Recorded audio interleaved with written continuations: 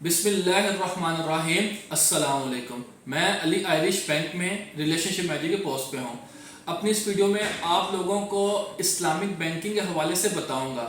अक्सर लोग सवाल करते हैं कि अली भाई इस्लामिक बैंक पर्सनल लोन देता है, तो मैंने सोचा इसके मुतालिक एक डिटेल वीडियो बनाऊँ जिसमें आपको पर्सनल लोन के हवाले से मुकम्मल तफसील बताऊँ।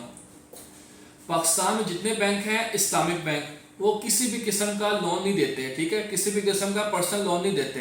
अगर वो लोन देंगे तो उस पर सूद चार्ज करेंगे, इसलिए इस्लामिक बैंकिंग में पर्सनल लोन का कोई फैक्ट नहीं है, ठीक है, किसी किस्म का पर्सनल लोन नहीं देता Islamic bank.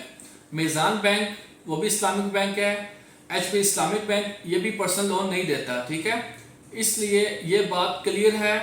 HP Islamic bank, मीज़ान बैंक, ये जितने भी इस्लामिक बैंक हैं ये किसी किस्म का लोन नहीं देते, ठीक है, लेकिन ये फाइनेंसिंग करते हैं, ठीक है।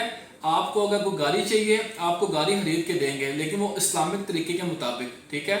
लेकिन ये हो कि आपको कैश दें। फॉर एग्जांपल अगर आप आते हैं बैंक में कहते हैं मुझे 10 लाख की ज़रूरत है, तो इस्लामिक बैंक वाले आपको कैश नहीं देंगे, ठीक है, यानी किसी किस्म का लोन नहीं देंगे। अगर वो लोन दिया तो उसमें सूद चार्ज करेंगे, इसलिए इस्लामिक बैंक में किसी भी किस्म का लोन नहीं दिया जाता, ठीक है।